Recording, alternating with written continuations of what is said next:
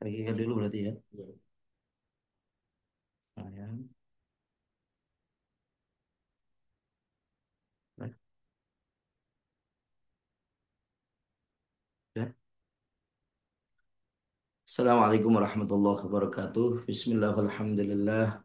Wassalatu wassalamu ala rasulillah Sayyidina wa nabiyina Muhammad bin Abdullah wa ala alihi wa sahbihi wa mawala wa la hawla wa la quwata illa billah. Amma ba'd.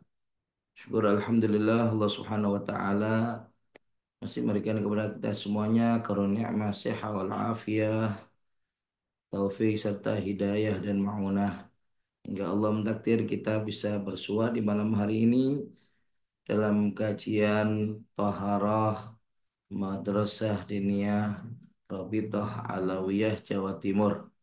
Mudah-mudahan insya Allah semuanya bisa ikut dalam kajian ini dengan khidmat dan mendapatkan ilmu yang bermanfaat. Amin ya rabbal alamin. Amin ya rabbal alamin. Kita memulai sekarang dalam pembahasan tentang toharoh atau bersuci. Nah, taharah itu pengertian dari kalimat taharah dari makna secara bahasanya adalah bersih baik daripada kotoran, kotoran yang sifatnya zahir ataukah kotoran yang sifatnya batin. Ya, al-khulus minal adnas. Ya, kotoran yang sifatnya itu adalah zahir seperti dari najis, ya, atau daripada hadas ataukah kotoran yang bersifat batin, bersifat maknawi, seperti halnya kotoran dari penyakit-penyakit hati kita, seperti dari sombong, dari perasaan hasud, dari riya, dan yang lain sebagainya. Adapun makna daripada toharoh secara syariat adalah mengangkat hadas atau menghilangkan najis atau sesuatu yang dalam makna keduanya, dalam artian dalam makna mengangkat hadas atau dalam makna menghilangkan najis atau yang dalam wujud keduanya, bentuknya atau wujudnya adalah wujud seperti mengangkat hadas ataukah yang wujudnya atau bentuknya seperti menghilangkan najis. Nah, dalam pengertian ini jadi yang dikatakan dengan bersuci atau katohara secara syariat adalah perbuatan untuk mengangkat hadas. Contoh daripada mengangkat hadas seperti orang berwudu ataukah mandi yang wajib itu kan untuk mengangkat hadas. Di mana wudu mengangkat hadas kecil, sedangkan mandi adalah mengangkat hadas besar. Sedangkan untuk termasuk juga daripada toharoh secara syariat adalah menghilangkan najis. Yang dikatakan menghilangkan najis seperti orang melakukan istinja. Ya, ini kan untuk menghilangkan najis di kemaluan dia, baik dengan menggunakan air ataukah menggunakan semisal batu dan sebagainya, atau mungkin dengan juga menghilangkan bajunya dia daripada yang terkena najis ya, untuk menghilangkan baju tubuhnya ataukah yang lainnya yang terkena daripada najis. Ini juga dikatakan sebagai toharo dalam artian secara syariat. Atau yang termasuk daripada bagian makna tohara secara syariat adalah tadi ada sesuatu yang dalam makna keduanya. Dalam artian sesuatu yang dalam makna mengangkat hadas ataukah dalam makna menghilangkan najis. Ya, dalam artian dia semakna sebagaimana untuk mengangkat hadas padahal tidak mengangkat hadas beneran. Atau semakna untuk menghilangkan najis padahal sebenarnya tidak menghilangkan najis. Nah, contoh di antaranya semakna yang mengangkat daripada yang mengangkat hadas, yaitu seperti halnya orang yang tayamum. Padahal tayamum itu hakikatnya adalah tidak mengangkat hadas. Dan fungsi daripada tayamum itu hanya istibahah agar diperbolehkan baginya untuk melaksanakan ibadah. Nah, tujuan utamanya daripada orang bersuci adalah kan demikian. Orang berwudu menghilangkan hadas supaya apa? Ya supaya diperbolehkan baginya untuk sholat, untuk megang Al-Quran dan lain sebagainya. Begitu juga untuk di saat dia mandi besar juga demikian. Nah, maka yang semakna dengan itu semuanya adalah seperti yang tayamum. Makanya dikatakan semakna dengan mengangkat hadas. Kenapa? Orang yang bertayamum, dia boleh untuk melaksanakan sholat. Orang yang sudah bertayamum, dia boleh untuk memegang Al-Quran. Nah, ini yang dikatakan semakna dengan mengangkat hadas. Atau wudhunya orang yang dalam keadaan daimul hadas. Orang yang dalam keadaan terus-menerus berhadas seperti terus-menerus mengeluarkan dan meneteskan kencing ya hingga keluar daripada waktunya. Ini yang dikatakan dengan daimul hadas. No. Dia tetap berwudu. Wudunya adalah sebenarnya bukan dimaksudkan untuk mengangkat hadas. Karena hadas terus ada ya berhubung hadasnya terus keluar sehingga berarti terus dia akan berhadas. Nah, wudhunya ini diperuntukkan seperti halnya tayamum ya bukan mengangkat hadas tapi hanya supaya diperbolehkan baginya untuk ibadah ya. Ini ada lagi yang semakna dengan menghilangkan najis. Yang semakna dengan menghilangkan najis. Contohnya seperti halnya orang yang istinja dengan batu. Tidak disertai istinja dengan air. Termasuk yang semisal batu adalah semua yang keras dan suci yang bisa memindahkan najis. Seperti halnya tisu yang keras. Nah, ini bagaimana? Ini semakna dengan menghilangkan najis. Kenapa? Karena sebenarnya hakikat najisnya adalah masih tetap ada. Yaitu bekas najis yang nggak bisa hilang kecuali dengan menggunakan air. Yang artinya orang kalau istinjanya pakai batu, pakai tisu, sebenarnya dia masih membawa najis. Tapi bagi dia dihukumi seperti orang yang istinjanya pakai air, seperti orang yang suci, sehingga dia diperbolehkan untuk melaksanakan sholat walaupun istinjanya menggunakan semisal batu tersebut. Nah, nih hakikatnya dia tidak. Buktinya apa? Dia tidak dianggap suci kalau bagi orang lain. Makanya kalau orang istinjanya menggunakan batu, kalau dia kemudian memegangi orang yang tengah sholat, maka orang yang sholat itu batal sholatnya. Kenapa? Karena dianggap membawa dirinya, sedangkan dirinya masih membawa najis, yaitu sisa najis yang ada di kemaluannya dia. Itu. Kemudian ada lagi yang dalam surah atau dalam bentuk pengertiannya toharoh secara syariat adalah apa? Sesuatu yang dalam bentuk mengangkat hadas. Wujudnya seperti mengangkat hadas padahal tidak. Contohnya orang yang melaksanakan mandi sunnah ataukah orang yang tajdidul wudhu, wudhunya yang pertama belum batal setelah digunakan sholat ya sunnah untuk wudhu kembali. Wudhu kedua ini bentuknya seperti wudhu yang pertama untuk mengangkat hadas padahal dia tidak mengangkat hadas sama sekali. Kenapa? Karena memang tidak berhadas. Ini wudhu tajdid. Ataukah basuhan kedua dan ketiga di saat dia membasuh daripada wajah ataukah kedua tangannya ya dengan ini adalah tidak berfungsi untuk mengangkat hadas karena itu hanya basuhan sunnah. Kalau kita membasuh dalam wudhu kita 3 kali, maka basuhan yang wajib dan yang mengangkat berfungsi mengangkat hadas hanya basuhan yang pertama. Karena untuk basuhan kedua dan ketiga itu hanyalah sunnah dan bukan untuk mengangkat hadas. Itu. Kemudian ada lagi dari pengertian dari tohar yang terakhir adalah bahasa sesuatu yang dalam wujud dan dalam bentuk menghilangkan najis. Jadi wujudnya, rupanya seperti orang yang menghilangkan najis, tapi sebenarnya tidak sama sekali untuk menghilangkan najis.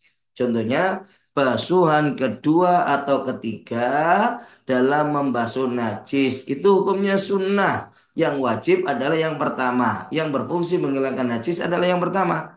Jadi kalau ada orang terkena najis, dia membasuh. Padahal sebenarnya dengan basuhan pertama sudah hilang semua sifat najisnya dalam artian sudah suci. Tapi disunahkan kembali untuk membasuh kedua dan ketiga supaya witir ganjil. Nah, basuhan kedua dan ketiganya itu walaupun rupanya bentuknya seperti halnya basuhan yang pertama, sama seperti basuhan pertama, tapi fungsinya beda. Karena yang kedua dan ketiga tidak sama sekali untuk menghilangkan najis. Kenapa? Najisnya sudah hilang dengan basuhan yang pertama, ya. Kemudian ada istilahnya maqasid taharah. Maqasidut taharah apa yang dalam tujuan ataukah juga dikatakan dengan bentuk-bentuk wujud-wujud orang bersuci itu ada 4. Apa saja wujudnya daripada bersuci itu? Yang pertama adalah wudhu. Wudhu itu difungsikan untuk mengangkat hadas kecil. Yang kedua yaitu mandi. Kalau ini mandi besar adalah diperuntukkan untuk mengangkat hadas besar. Ya, termasuk juga karena mandi sunnah pun adalah masuk dalam kategori bersuci. Dan yang ketiga adalah tayamum. Tayamum di sini bisa dibuat untuk menggantikan daripada wudhu, bisa pula dibuat untuk menggantikan daripada mandi besar. Dan yang terakhir, yang keempat yaitu menghilangkan najis. pembasuhan untuk menghilangkan najis. Nah, itu semuanya juga daripada wujud-wujud atau bentuk-bentuk orang melakukan bersuci. Ya, ada empat ini. Nah, sekarang ada lagi yang diistilahkan dengan wasailut toharoh. Hal-hal yang dijadikan perantara untuk bersuci. Ya, wasailut toharoh ini dari apa? Sesuatu benda-benda yang kita gunakan untuk bersuci. Itu ada empat. Apa saja? Yang pertama adalah air. Nah, air yang digunakan yang bisa untuk bersuci, yang bisa menjadi perantara untuk kita bersuci, haruslah disyaratkan adalah air yang suci dan mensucikan atau yang diistilahkan dengan air yang mutlak. Ya, al-ma'u tahur. Air itu suci pada zatnya sekaligus bisa mensucikan kepada zat yang lain. Ya. Yang kedua adalah tanah yang suci yang mensucikan dalam artian yang berdebu. Ini karena apa? Debunya ini bisa kita gunakan untuk alat bersuci. Seperti halnya digunakan untuk tayamum, ya, kemudian atau bisa digunakan untuk mensucikan najis mughalladhah. Karena dalam penyucian najis mughalladhah, najis berat seperti najisnya anjing, babi atau peranakan keduanya itu tidak menjadi suci hanya sekedar dengan air, tapi harus dalam 7 basuhannya salah satunya dicampur dengan tanah. Ini kan menjadi syarat adalah mencampur dengan tanah atau debu. Kemudian yang ketiga adalah alat untuk menyamak kulit. Ini karena kulit walaupun dari kulit bangkai, selama bukan bangkai daripada najis mughalladhah, bukan bangkainya anjing, bukan bangkainya daripada babi, maka walaupun itu sebenarnya najis karena dari bangkai, maka bisa untuk menjadi suci dengan disamak. Nah, di sama ini ya menggunakan alat menggunakan bahan yang bahannya itu adalah yang bersifat yeldah, menyengat dan bisa untuk mengeluarkan serta mencabut apa yang bisa menjadi sebab busuknya daripada kulit, ya, yaitu seperti halnya mengeluarkan darah, kandungan darah dan nanah yang ada di dalam kulit. Jadi kalau sudah kulit itu disamak menggunakan bahan ini, maka bagaimana? Maka akan kemudian mengeluarkan karena sifat menyengatnya pada bahan yang dipakai untuk menyamak ini, maka akan mengeluarkan dari sisa dari darah atau nanah yang ada di dalam kulit itu, sehingga kulit ini hasilnya maka tidak akan mudah untuk membusuk, ya. Itu. Yang keempat yaitu batu yang dipakai untuk istinja, ya. Jadi di saat kita istinjanya menggunakan batu. Nah, dan ini tidak hanya batu, tapi mencakup yang penting ada 4 kriteria, maka bisa dipakai untuk istinja pengganti daripada air. Apa saja kriterianya? Yang pertama harus benda yang padat, ya, benda yang padat. Karena itu benda yang tidak padat, seperti halnya misalkan tanah yang gembur dan berongga, itu kalau kita pakai kan pasti ada yang rontok atau sesuatu apapun yang bisa rontok. Jadi padat ini sekiranya tidak mudah untuk rontok dan lepas. Ya, makanya kayak semacam tisu itu kan ada beberapa macamnya tisu. Karena ada tisu yang sifatnya itu adalah kuat dan tidak mudah untuk rontok. Nah, itu bisa dipakai untuk bersuci sebagai pengganti daripada batu. Ya, atau juga kalau seandainya itu tisu adalah yang mudah rontok, dipakai akan rontok dan menempel di kemaluannya dia. Nah, ini tisu nggak bisa dipakai karena bukan termasuk benda yang padat. Yang kedua harus suci, bukan barang yang najis. Makanya kalaupun kita menggunakan batu tapi yang masih najis, maka tidak boleh dan tidak sah dipakai untuk bersuci atau istinja. Dan yang ketiga, qali' itu bisa memindah najis, bukan masalah menyerap.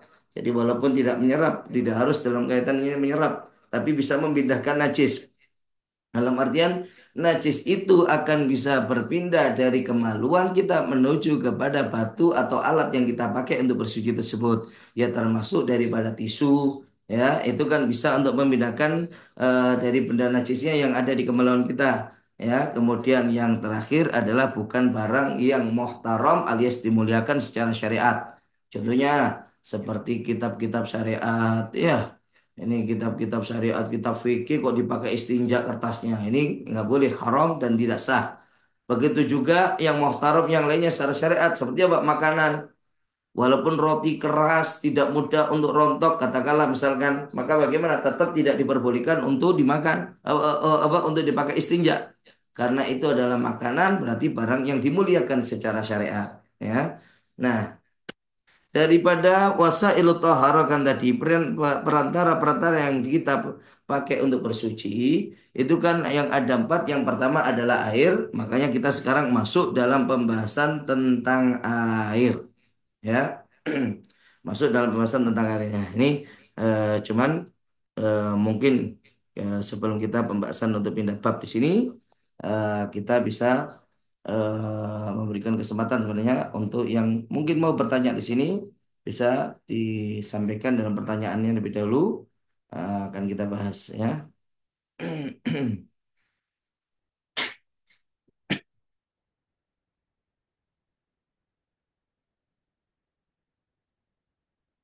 Kita kasih kesempatan nanti biar lebih hidup daripada kajian kita. Mungkin dalam setiap bab kita akan berikan kesempatan untuk bertanya, ya. Nah, kalau memang tidak ada, ya kita bisa lanjut kembali apa ke pembahasan kita, ya. Ini kayak kelihatannya.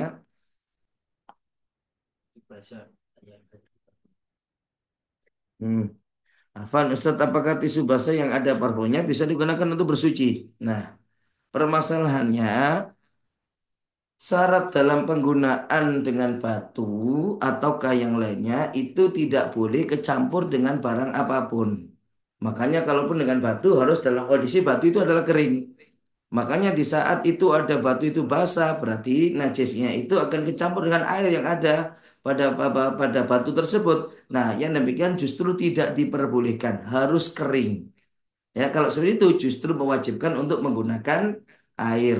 Ya, nah, seperti halnya tisu basah yang kadang-kadang ini kan steril karena menghilangkan bakteri dan sebagainya. Iya, mungkin bagi kedokteran mengatakan demikian, tapi dalam hukum syariat kita justru yang demikian adalah najis. Bahkan semakin meratakan najis yang terkadang biasa dipakai untuk bayi, ya. Dengan demikian ini bagaimana? Najis itu.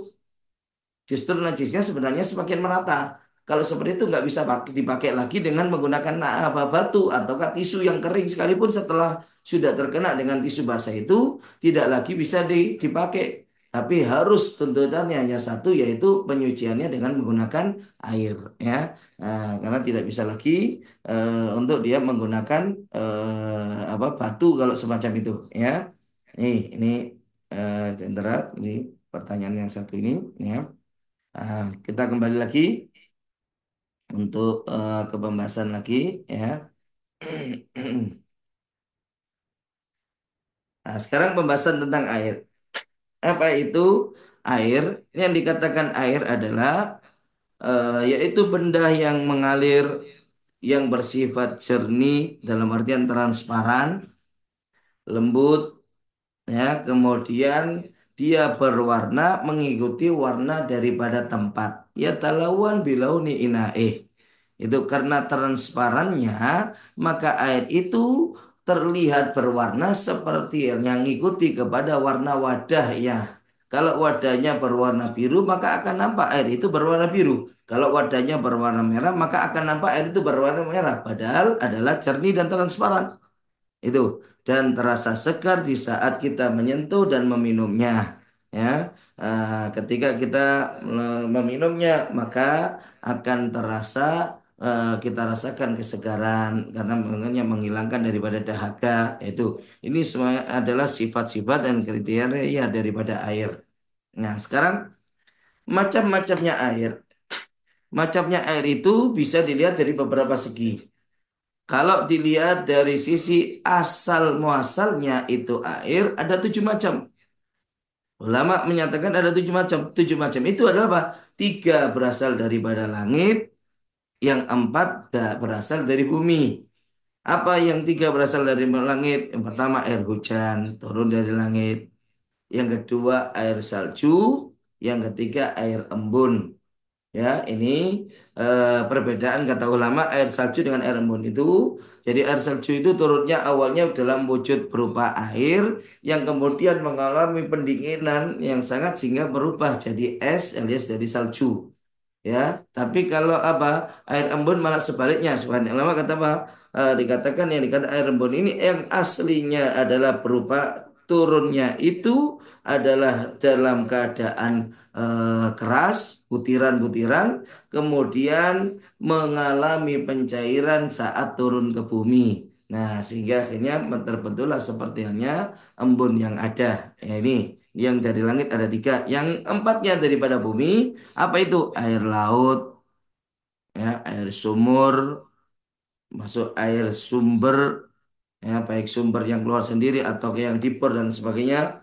Kemudian air sungai, yang keempat yaitu air sungai, ya. Nah, ini sekarang macam-macamnya air kalau dilihat dari sisi hukum air tersebut.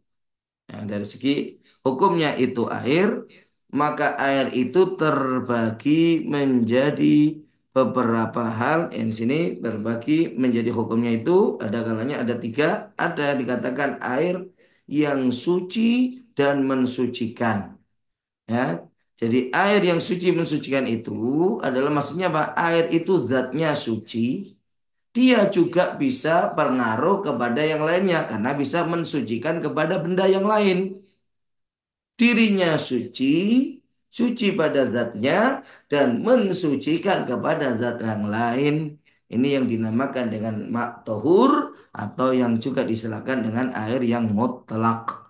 Ya, jadi apa yang dimaksud sebenarnya dengan air mutlak? Air mutlak adalah air yang tidak terikat dengan ikatan apapun yang bersifat melekat dengan tetap. Ya, jadi air yang nggak ada embel-embelnya. Kalau bukan kata-katakan hanya air, itu aja. Ini berarti menunjukkan kalau ini air mutlak, nggak ada embel-embelnya. Nah, kalaupun ada embel-embelnya, embel-embelnya itu akan terlepas dengan sendirinya. Ya, seperti ini misalkan air sumur, ada embel-embel sumur. Air hujan, ada embel-embel hujan. Tapi di saat kita memindahkan air sumur itu ke dalam gelas, bisa menjadi air minum. Ya, atau kita masukkan ke dalam bak mandi bisa jadi air bak mandi untuk kita mandi dan lain sebagainya. Ini embel-embelnya itu hilang. Ya, ini menunjukkan sebagai tanda kalau air tersebut adalah air yang mutlak karena tidak terikat dengan ikatan apapun yang tetap.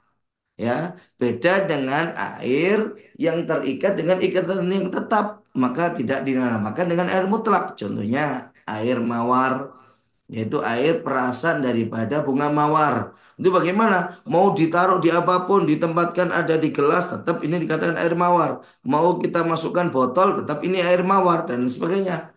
Maka embel-embel mawarnya itu akan terus melekat. Nah, ini menjadi bukti kalau itu bukan air mutlak.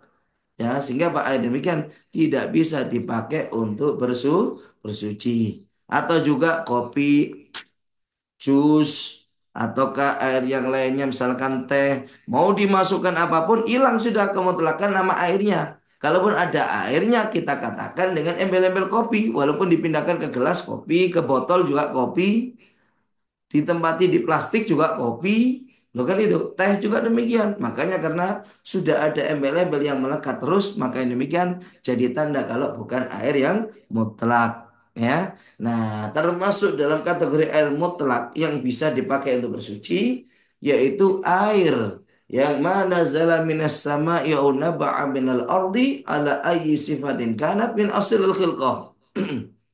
Yaitu air yang turun dari langit atau yang muncul daripada bumi dalam sifat apapun selama itu adalah sebagai asal penciptaannya.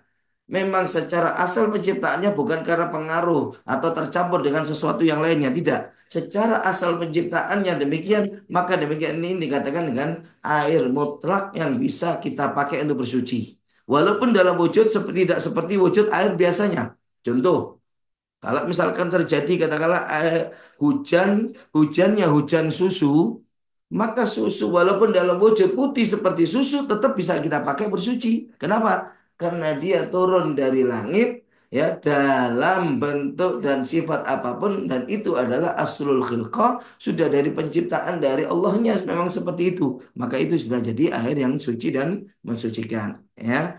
Nih, kemudian air mutlak itu ada dua macamnya. Ada air mutlak yang jika dipakai tidak ada hukum makruh. Ya, jadi diperbolehkan dan tidak makruh untuk kita menggunakannya.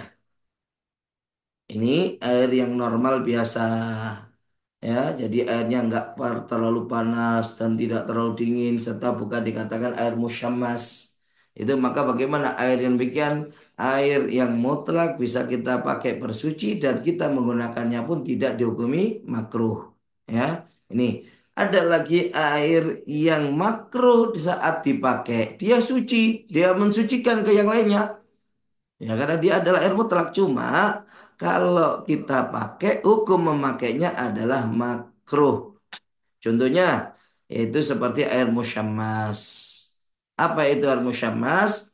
Air yang ditempatkan di wadah yang terbuat dari logam, ya, dari ditempatkan dibuat daripada wadah yang terbuat dari logam yang kemudian terkena panas matahari di daerah yang beriklim sangat panas seperti Hijaz, daerah-daerah subtropis, ya, daerah-daerah seperti Makkah, Madinah, itu pun apa ketika panasnya begitu apa menyengat.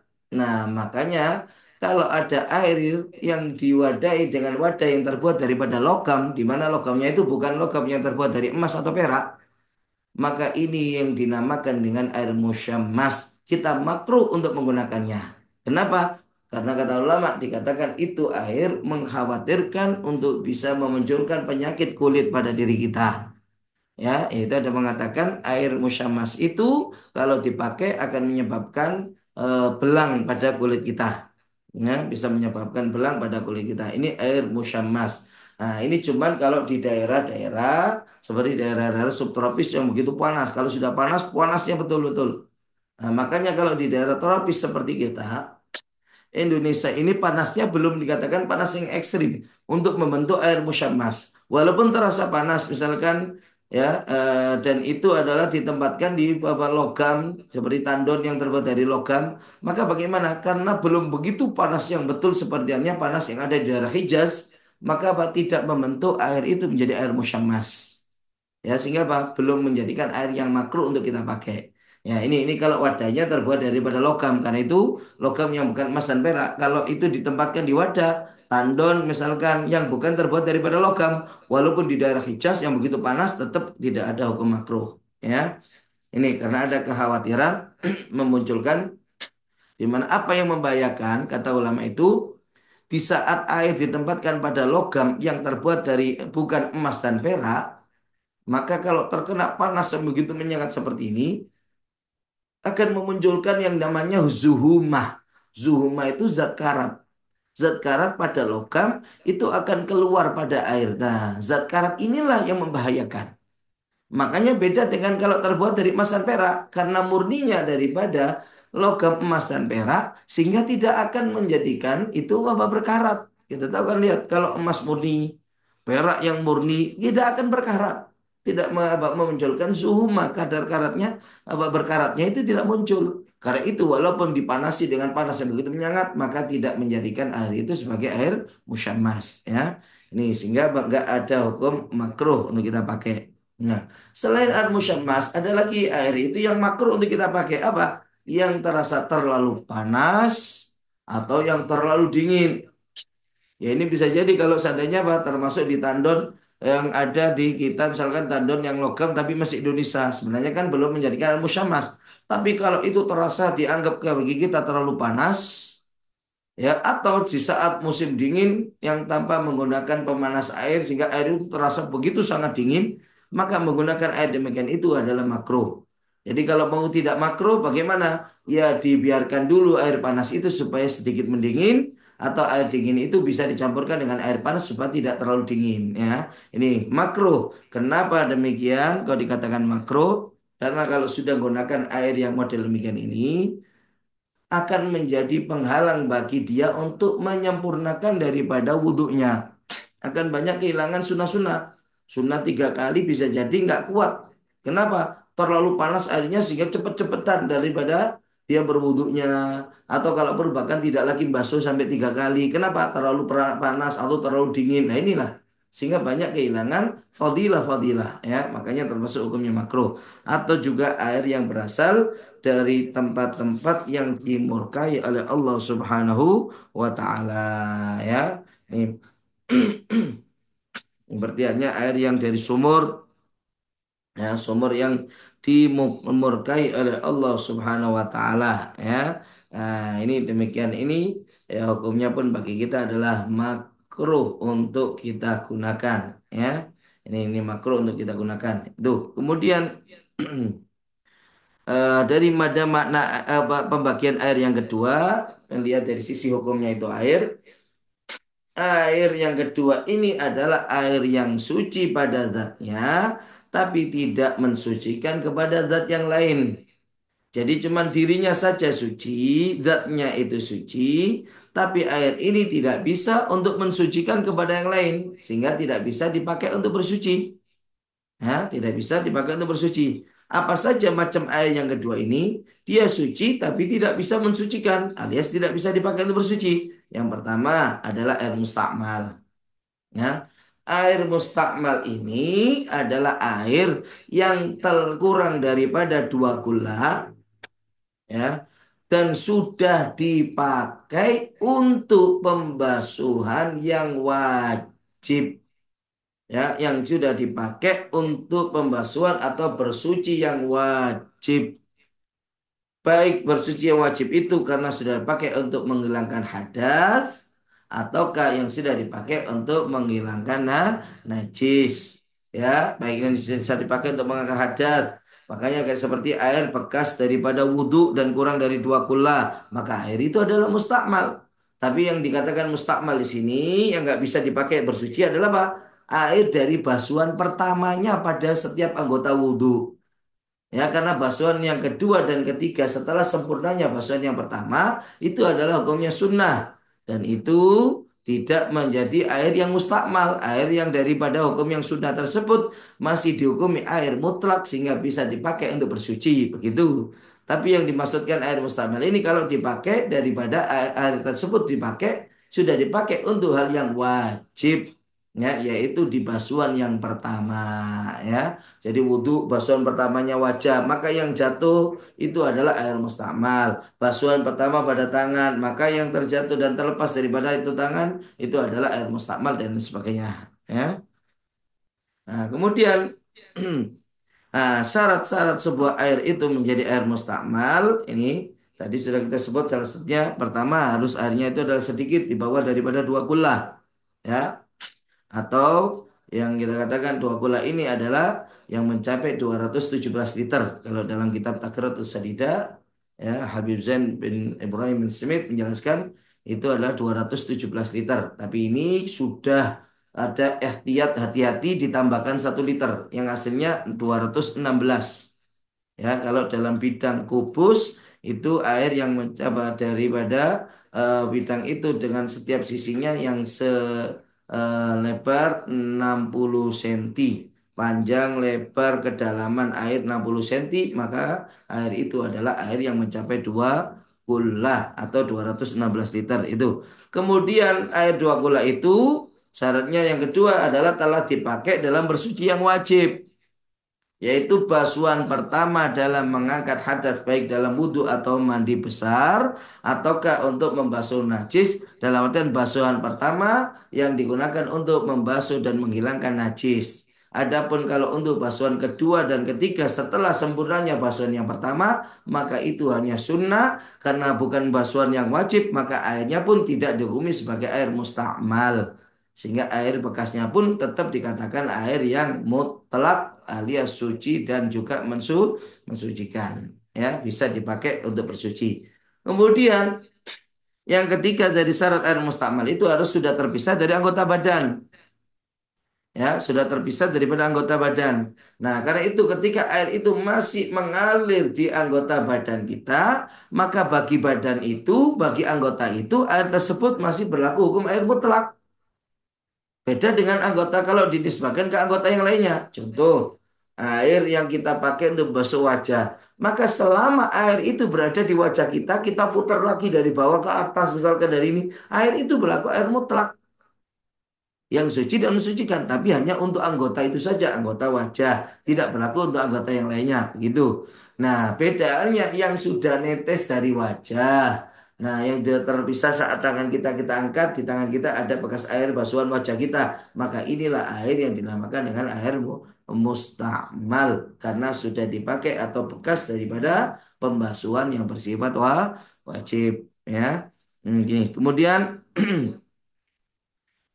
yang dikatakan dengan di antara contoh air yang suci tapi tidak mensucikan adalah air yang telah berubah sifatnya karena tercampur benda lain. Ya, cuman ini dengan syarat ini benda lainnya itu adalah benda yang suci. Tapi perubahannya, air yang ini berubahnya karena ada benda lain yang larut sehingga merubah sifat daripada air tersebut. Nah, maka yang demikian ini ya dinyatakan air tersebut hanya suci namun tidak bisa dipakai untuk bersuci. Ya, tapi dengan beberapa syarat berikut. Apa saja? Pertama, perubahannya harus dari benda suci. Misalkan perubahannya karena sabun, karena tinta, ataukah benda yang lainnya yang suci. Ya, ini syarat pertama. Karena itu, kalau perubahannya itu adalah karena najis yang jatuh ke dalam air, maka air itu dihukumi najis walaupun perubahannya adalah sangat sedikit. Sedikit perubahannya, kayak baunya itu berubah, tapi sedikit. Atau warnanya itu berubah karena ada kekuningan, walaupun cuma apa? Cuman sedikit. Tetap air itu bukan lagi suci dan tidak mensucikan, tapi langsung jadi air najis. Ya, ini. Kemudian yang kedua syaratnya adalah perubahannya itu dengan benda yang mukhalid.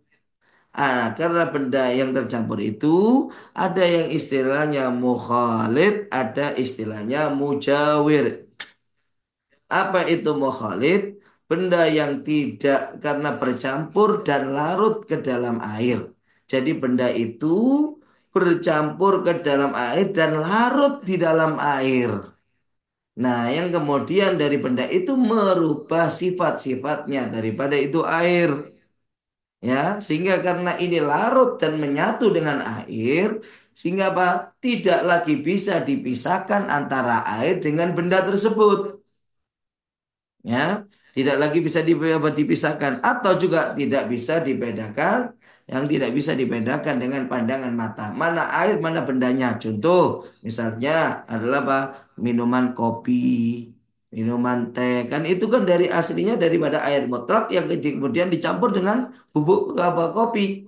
Nah, ini karena apa? Bubuk kopi itu larut ke dalam air sehingga tidak bisa lagi kita bedakan mana airnya, mana bubuk kopinya. Kalau sudah larut seperti itu nggak bisa kita bedakan lagi. Nah, maka kopi ini dikatakan mukhalid. Karena itu kalau seperti ini, air yang jika air itu berubah ya dengan benda yang sifatnya mukhalid seperti kopi dan perubahannya nanti ada syarat lagi perubahannya itu sangat parah sehingga mencabut kemutlakan nama air, maka air itu tidak lagi bisa dipakai untuk bersuci. Dia hanya suci pada dirinya, tapi tidak bisa dipakai untuk bersuci. Makanya kalau minuman kopi, ya diminum boleh karena suci, tapi kalau mau dipakai wudhu tidak sah karena tidak bisa mensucikan kepada benda yang lain. Ya. Hmm. Nah, sedangkan ada lagi benda itu dikatakan pencampuran itu dari benda yang dikatakan mujawir. Apa mujawir?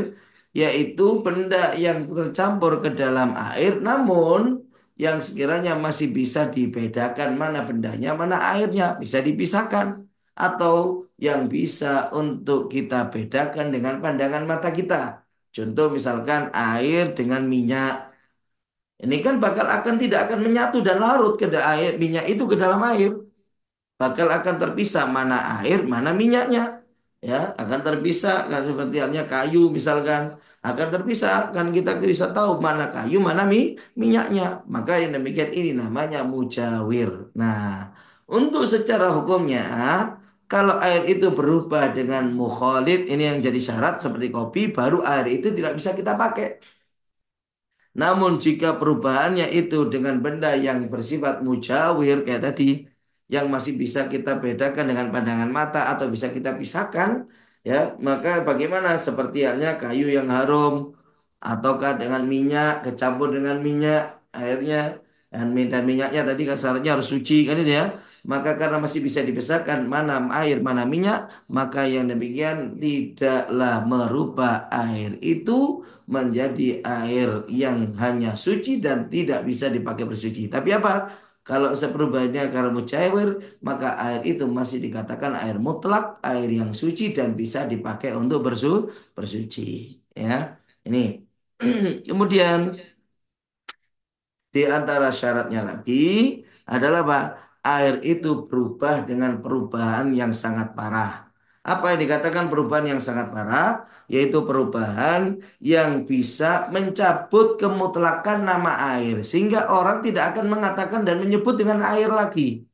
Tapi disebut dengan nama lain, ya, yang tidak ada lagi nama airnya di situ. Ini apa yang dikatakan ya selubu itlaqal ma, mencabut kemutlakan namanya air. Ini berarti dianggap perubahannya itu adalah perubahan yang sangat parah karena nama kemutlakan air sudah hilang.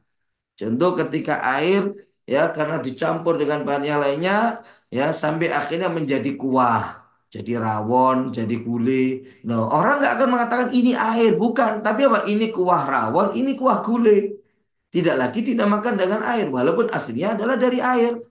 Cuman kecampur dengan bumbu ya rawon atau ke bumbu gulai. Nah ini sudah hilang nama airnya atau jus air kan aslinya kan air yang dicampur dengan buah kemudian digiling ya sehingga menjadi jus. Ini kan bagaimana? Sudah hilang lagi. Ini hilang namanya air yang ada orang akan menyebut cuma jus bukan air jus tidak. Ya, atau juga misalkan daripada contoh-contohnya seperti halnya kopi, seperti halnya teh, orang nggak akan menyebut air lagi, tapi sudah dikatakan itu sebagai kopi atau sebagai teh. Nah, ini karena itu beda kalau air yang berubah tapi perubahannya masih sedikit. Sehingga orang masih tetap mengatakan itu adalah air. Contoh misalkan air berubah dengan sabun. Walaupun terlihat kayak banyak. Tapi orang masih menamakan ini air. Cuman kecemplung sabun. Nah, maka bagaimana? Nah, karena nggak mencabut kemutlakan namanya air. Maka itu masih dinamakan dengan air yang mutlak. Air yang suci dan juga mensucikan. Ya. Nih, kemudian perubahannya itu adalah karena sebab benda yang masih bisa kita hindarkan daripada air. Ya, ini contohnya misalkan perubahannya kan karena sebab tepung, kopi, ya. Nah, ini kan bisa kita hindarkan tepung itu supaya nggak jatuh ke air, kopi itu supaya nggak masuk ke dalam air. Ini kan masih bisa kita hindarkan. Ya, namun jika halnya misalkan ada perubahannya karena mukholid dan juga sangat parah, mencabut kalau perlu namanya air. Cuman masalahnya itu adalah karena sebab sesuatu yang tidak bisa untuk dihindarkan daripada air. Contoh yang nggak bisa dihindarkan adalah apa? Karena faktor tempat. Karena air pastinya membutuhkan tempat. Ya, sehingga apa? Air yang menggenang, air yang diem dalam satu tempat dalam waktu yang cukup lama, maka terkadang air itu adalah berubah. Ya, kalau terkadang menghijau karena banyaknya di situ misalkan kandungan lumutnya menghijau atau terkadang berubah jadi menghitam. Tapi perubahannya bukan karena sebab kecampur najis atau yang lainnya, memang asing kemudian berubah jadi menghitam. Nah ini, maka bagaimana? Karena air membutuhkan tempat, walaupun air itu berubah, kalau perlu dengan perubahan yang sangat berat tadi, tetap dikatakan air itu adalah air yang suci dan juga mensucikan. Ya, nah, tidak dikatakan hanya suci tapi tidak mensucikan. Nah, kenapa perubahannya tidak bisa dihindarkan? Atau yang tidak bisa dihindarkan seperti perubahan karena tempat mengalirnya air. Misalkan air di pegunungan mengalir di situ gunungnya gunung kapur sehingga akan melewati kepada area kapur. Nah, setelah melewati area kapur maka air ini kan akan berubah putih karena kapur kan itu. Maka bagaimana dengan yang di bawah? Boleh nggak menggunakan air yang seperti itu? Boleh. Kenapa? Karena air ini walaupun berubah, karena cuman perubahannya daripada faktor yang tidak bisa dihindari yaitu karena tempat. Karena tempat mengalirnya daripada itu air ya. Atau juga perubahan yang tidak bisa dihindarkan kalau perubahan itu karena daun. Ya, ini cuman sepertinya di saat ada kolam yang di atasnya ada pohon, sehingga dedaunan nggak bisa dihindarkan. Kalau daunan itu banyak masuk ke dalam kolam hingga kemudian hancur dan merubah sifatnya air sehingga menjadikan air itu hitam misalkan, maka tidak merubah dari kemutlakan air, tetap air itu dikatakan air mutlak, suci dan juga mensucikan. Tapi bedaannya kalau buah nggak dianggap, jadi nggak boleh. Dalam artian kalau yang jatuh buah merubah sifat air di dalam kolam itu dengan perubahan yang berat, maka tidak bisa dipakai untuk bersuci. Ya.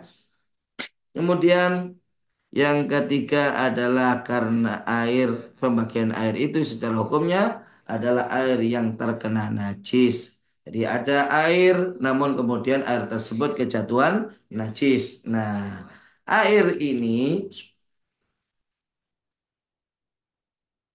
jadi air yang kejatuhan najis ini akan terbagi jadi dua macam.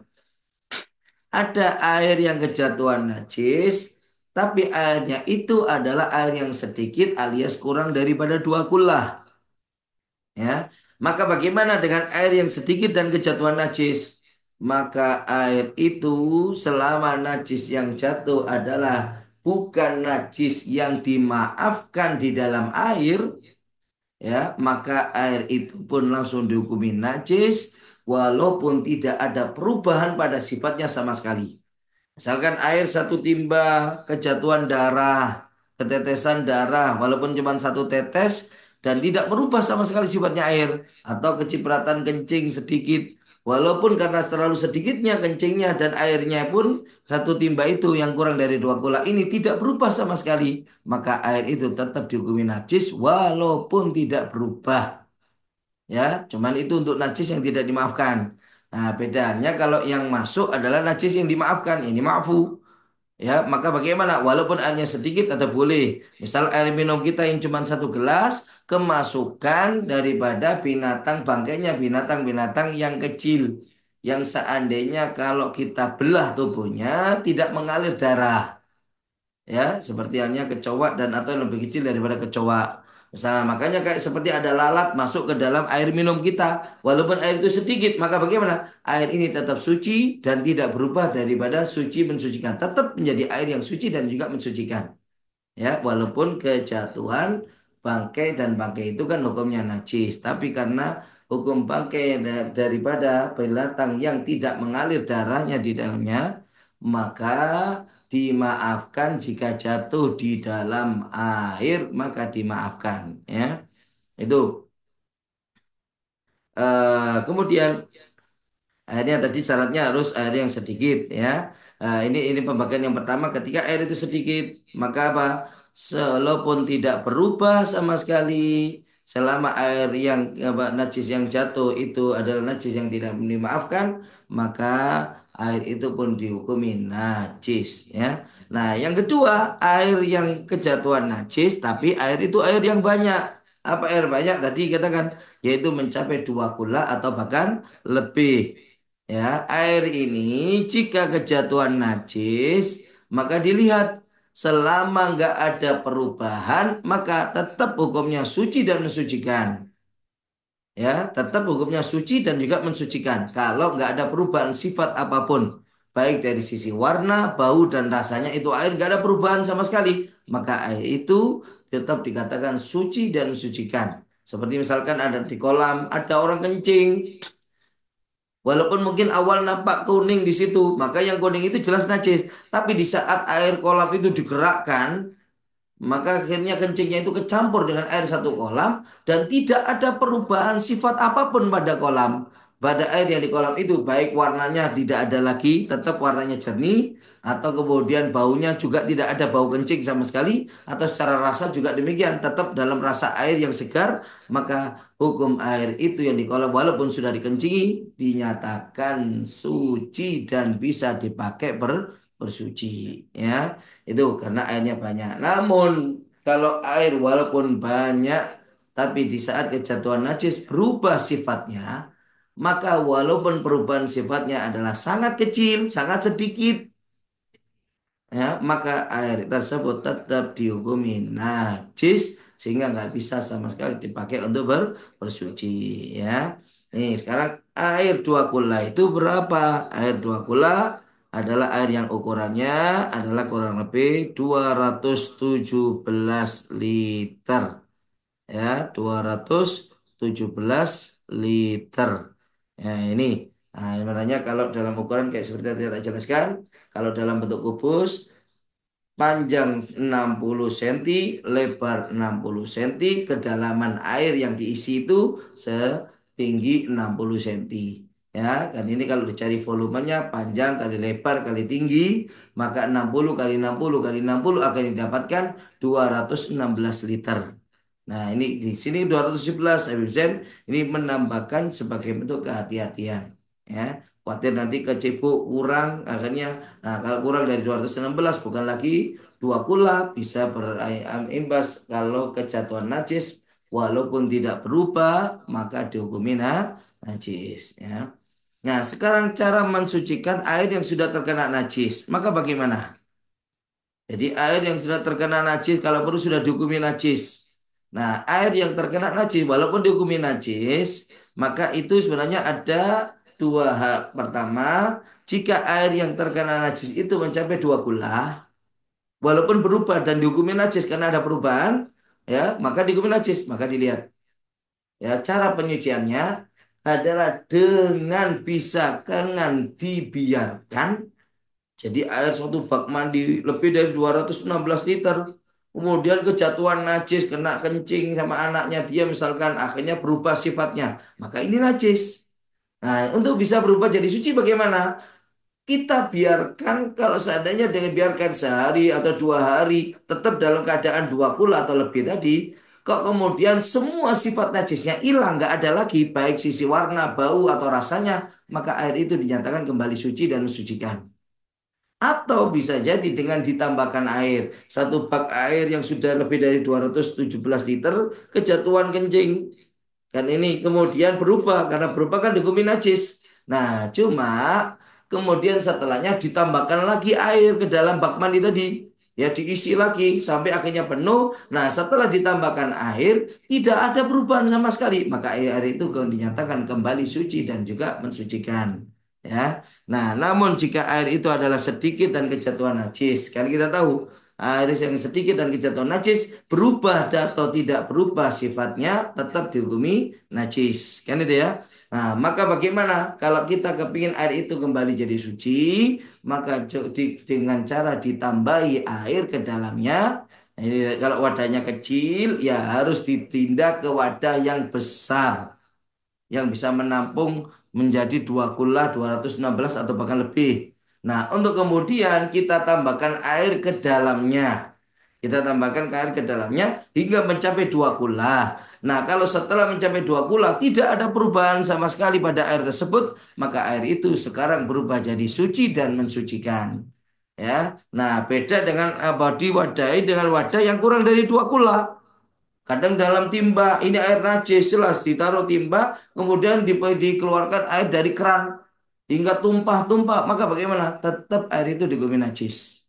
Karena akan berubah jadi air suci selama terkumpul air yang mencapai 2 kula. Ini diistilahkan ada kuatu dafa, kekuatan itu air untuk menghalau daripada najis, menghilangkan daripada sifat najis. Hingga yang awalnya najis berubah kembali menjadi suci. Ya. Nih, atau bisa juga dengan dikurangi ya dengan dikurangi ketika sisanya masih mencapai 2 kula kalau seandainya hilang sifatnya maka air itu pun kembali jadi suci ya. Ya, ada najis yang diampuni di dalam air ya seperti tadi kalaupun jatuh ke dalam air ya maka selama tidak berubah maka bagaimana air itu tetap dihukumi suci dan juga mensucikan apa saja najis yang tidak bisa dilihat oleh pandangan mata normal kita. Terlalu kecil, tetesannya terlalu kecil sehingga nggak nampak jelas untuk terkena. Ya, masuk ke dalam itu air. Maka bagaimana? Ini dimaafkan sudah. Walaupun jatuh misalkan kayak ada nyetes nyiprat ke sarung, tapi dilihat nggak nampak sama sekali karena terlalu kecilnya, maka itu dimaafkan. Yang kedua, bangkai hewan yang darahnya tidak mengalir. Ya, dalam artian ketika kita misalkan membelah tubuhnya daripada itu binatang, binatang kecil ini, maka tidak akan mengalir darah dari tubuhnya seperti halnya lalat, ya, bahkan daripada kecoa, jangkrik ataukah binatang yang lainnya, ya, termasuk nyamuk. Loh, nyamuk kan ada darah kalau kita belah, itu bukan darahnya dia tapi darah manusia yang digigitnya, ya. Jadi bukan itu.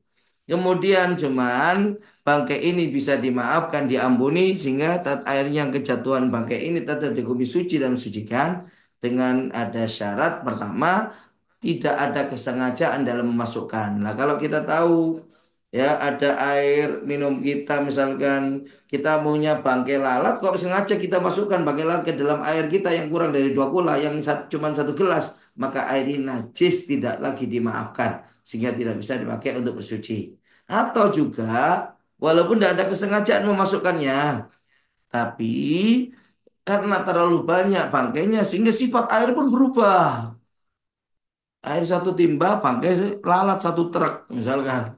Ya akhirnya air yang cuma satu timba atau satu bak mandi itu akan berubah karena sebab terlalu banyaknya lalat. Nah, walaupun aslinya lalat itu bangkai lalat kalau jatuh dengan sendirinya ke dalam air, airnya dimaafkan tidak dihukumi najis. Cuman karena terlalu banyak hingga merubah sifatnya itu air, air tetap dihukumi najis. Ya. Nah, ini dalam pembahasan kita tentang wudhu ya. Ini bisa kita eh, buka untuk pertanyaannya ya. Monggo silakan untuk yang mau bertanya.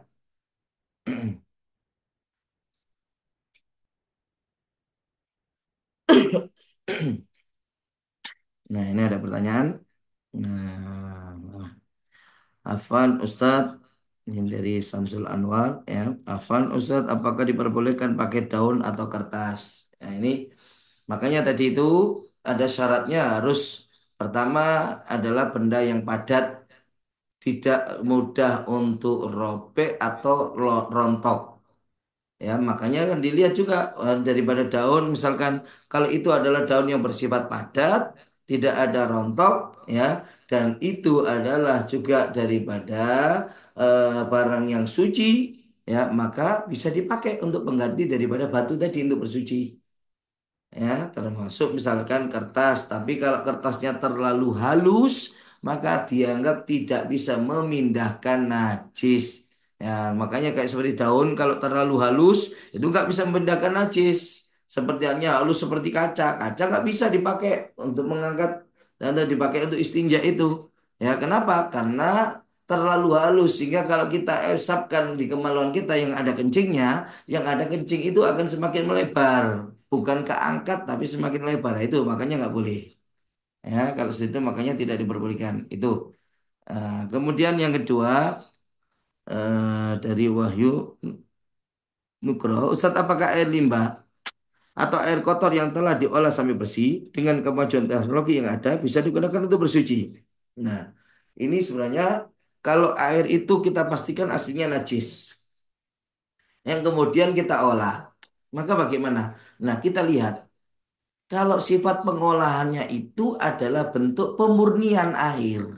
Dalam artian menghilangkan segala yang telah tercampur ke dalam itu air. Pemurnian. Dengan cara misalkan disaring dengan berbagai macam kan. Saringan pertama dari busa atau kemudian dari pasir, kemudian dari arang. Yang itu adalah cuman untuk fungsinya pemurnian. Maka bagaimana? Nah, kalau dari hasil air yang telah dimurnikan dan disaring ini, ya, tidak lagi ada perubahan sifatnya, ya, tidak lagi ada perubahan sifatnya, nggak ada perubahan daripada sifat air, baunya sudah tidak ada bau najis. Kemudian warnanya sudah jernih seperti halnya warna air biasa.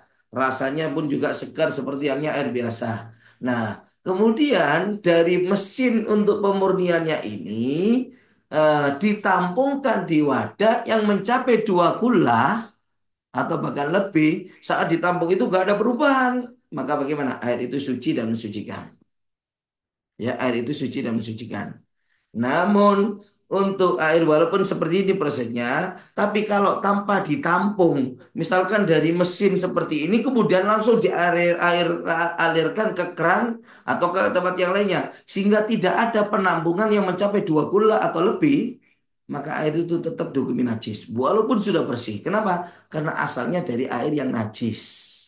Ya, karena asalnya dari air yang najis. Ya, atau ya walaupun didiamkan dalam air yang mencapai 2 gula, cuma masalahnya itu bukan pemurnian air, tapi hanya menutup daripada sifat-sifatnya najis. Contohnya air ini bau, akhirnya apa, dicampurkan ke dalamnya dengan zat yang menghilangkan baunya daripada najis itu, dalam artian bau najisnya cuma tertutupi dan bukan benar-benar hilang. Nah, kalau seperti ini bagaimana, tetap hukumnya najis.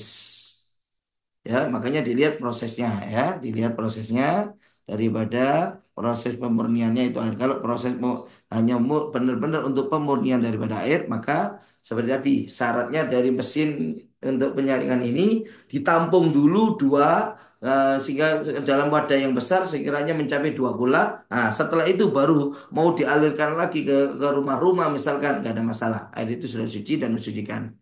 Kemudian ada pertanyaan lagi dari Zakia.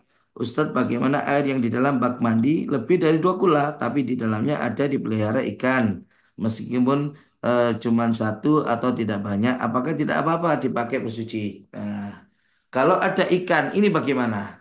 Ikan kan tidak lepas daripada mengeluarkan kotoran. Nah, ini dilihat kalau air di bak mandi tidak kurang daripada 2 gula, walaupun di dalamnya ada kotorannya, maka selama air itu nggak ada perubahan sama sekali, maka dipastikan air itu tetap suci dan mensucikan. Ya, tetap suci dan mensucikan. Nah, namun jika yang jadi permasalahannya adalah di saat air itu berkurang karena dipakai sehingga kurang dari 2 gula.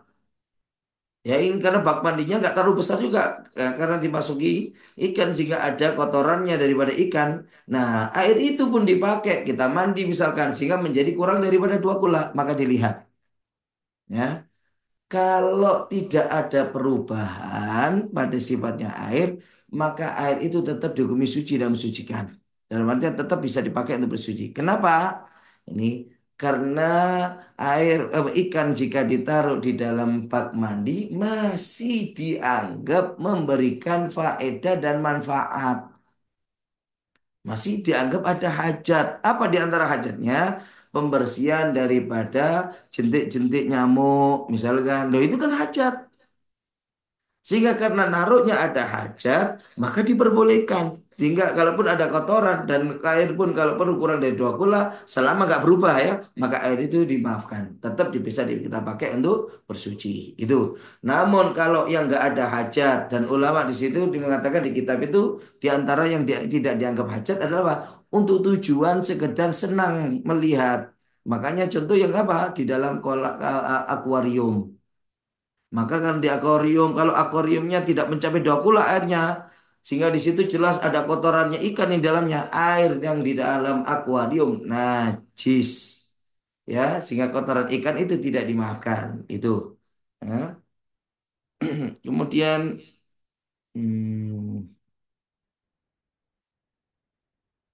ada pertanyaan lagi dari Aisyah. Assalamualaikum, waalaikumsalam. Afan izin bertanya, misal sabun larut di air yang lebih daripada 2 gula hingga merubah warna dan baunya, tapi airnya mengalir, dapat air dari keran lebih dari 2 gula. Apakah boleh digunakan untuk bersuci? Nah, ini sebenarnya walaupun nggak ada air yang mengalir, ketika ada sabun yang larut di situ, maka karena perubahan ini kan perubahan dengan sabun, kita lihat sebenarnya perubahannya itu apakah terlalu parah sehingga tidak lagi dinamakan dengan air ataukah tidak. Kalau kita katakan ini perubahan nggak terlalu parah, walaupun nampak putih di atasnya daripada itu air, seperti airnya itu kelihatan putih, misalkan. Maka bagaimana? Tapi kalau tidak mencabut kemudaratan namanya air, artinya dalam artian apa? Tetap dikatakan ini air, cuma kecampuran sabun. Orang masih menamakan air. maka demikian tetap tidak berubah menjadi air yang mutlak. Dalam artian tetap bisa dipakai untuk bersuci.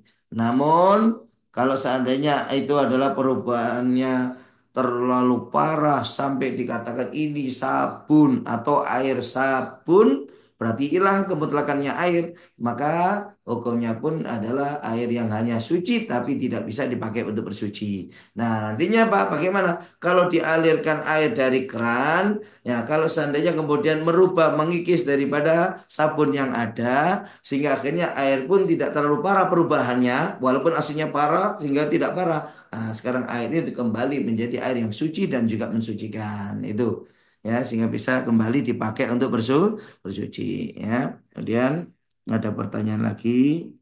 eh Assalamualaikum Ustaz, Waalaikumsalam. Afwan, bagaimana cara yang benar untuk mencuci pakaian memakai mesin cuci agar kondisi pakaian kita sudah tidak najis? Jazakumullah khair. Nah, ini kalau kita menggunakan daripada mesin cuci, memang ada pembahasan di kalangan para ulama, khususnya ulama kontemporer terkait masalah mesin cuci. Kalau di dalam Sarah Yakut itu Habib Muhammad bin Ahmad Syatiri membedakan antara yang otomatik dengan yang tidak otomatik. Kalau otomatik itu kan air langsung mengalir ke dalamnya. Nah, ini maka bagaimana beliau mengatakan kalau otomatik itu jatuhnya hasilnya adalah suci. Nah, karena permasalahan sebenarnya begini. Permasalahan itu jadi air yang ada di dalam mesin cuci itu kan sudah jelas tidak mencapai 2 gula, ya. Nah, karena itu sebenarnya kalau yang biasanya kita praktekkan untuk di rumah, kita sebenarnya bisa menghindarkan dan itu yang lebih hati-hati. Apa? Semua pakaian yang kita yakini najis, itu sebelumnya kalau perlu kita pisahkan. Untuk kemudian kita basuh lebih dahulu untuk memastikan air ini pakaian ini sudah dalam kondisi suci. Kan kalau najisnya itu bukan najis ainiyah, kita cukup membasuh, basuh aja sudah. Itu sudah air pakaian itu sudah suci. Nah, kalau sudah suci, masukkan ke mesin cuci sehingga apa? Semua yang ada di dalam mesin cuci adalah sudah dalam kondisi suci, tinggal pembersihan dari noda-noda kotorannya. Ini jadi penyuciannya cuma dari kotoran nodanya aja, bukan daripada yang najis untuk berubah jadi suci itu. Ini yang lebih sebenarnya lebih hati-hati. Lo adapun pakaian yang nggak yakin najisnya, apalagi kita oh, ini cuman kotor nggak najis, yakin nggak najis iya, nggak perlu kita basuh ya, langsung masuk mesin cuci nggak ada masalah. Ya, jadi yang jadi permasalahan itu kadang apa? Mencampur yang suci dan najis campur jadi satu. Nah itu. Nah, ini kalaupun seandainya kita campur, kalau itu najisnya masih najis apa? Bukan najis ainiyah, tapi hanya najis hukmiyah, dengan air kita basuh dari atas, misalnya kan, kita basuhkan ke pakaian itu, karena ini najisnya cuma najis hukmiyah, maka sebenarnya sudah menjadikan semua pakaian yang ada di dalam bak mandi itu jadi suci. Loh, kalau seperti itu, makanya Pak, nanti hasilnya pun juga suci. Ya, makanya tadi kalau mau lebih hati-hati, ambil sebenarnya nggak semua pakaian, yang yakin najis aja. Itu kita pisah, kita basuh terlebih dahulu sampai sekiranya dihukum suci, baru bisa masuk ke dalam mesin cuci. Itu sebenarnya lebih hati-hati ya. Nah, ada lagi ini Mas. Nah, Ustaz, misalkan mesin cuci yang airnya secara otomatis, lalu ada baju yang najis. Apakah setelah dicuci selesai pakaian itu suci atau bagaimana Ustaz? Nah, ini sebenarnya sudah terbahas ya, sudah terbahas tadi. Jadi sebenarnya permasalahannya kalau nggak mau untuk demikian ya sudah apa yang yakin najis, yang yakin ya, yakin najis. Kalau kita nggak tahu meyakini najisnya, yang ada sebelumnya pakaian ini adalah suci dan tidak yakin najisnya nggak ada masalah. Itu hukum suci. Masukkan langsung ke dalam bak mandi, ke dalam mesin cuci sudah itu hukumnya suci. Tapi kalau yang yakin najis itu aja yang kita pisahkan sebelum kita masukkan ke mesin cuci, kita kerocok dulu, kita tuangkan air dulu ke dalamnya sehingga ke air ke pakaian itu sehingga dihukumi suci baru kita masukkan ke dalam mesin cuci itu. Ya, tapi kayak tadi khawatirnya sebenarnya kalau langsung masuk, khawatirnya najis yang ada bukan najis hukmiyah tapi najis ainiyah. Lah kalau najis ainiyah ini selama airnya masih ada di situ, ya nggak tambah suci yang ada seluruh di bak di mesin cuci itu semuanya najis, dindingnya mesin cuci pun juga dihukumi najis akhirnya. ya karena airnya nggak mencapai 2 bulan kan. Nah itu jadi bermasalah. Makanya Pak, kalau yang ada yang yakin najis sudah tinggal itu aja disucikan, baru nanti masuk ke mesin cuci selesai rumah urusannya. Hmm, ini sudah sampai di jam 9 ya. Ini bisa kita tutup. Insya Allah nanti di pertemuan kedua kita masuk dalam pembahasan tentang wudhu. Nah, mudah-mudahan insya Allah semuanya bisa tetap ditakdir untuk bisa bersua kembali dalam pembahasan tentang tohar ini. Ya Allah alam Al-Fatihah.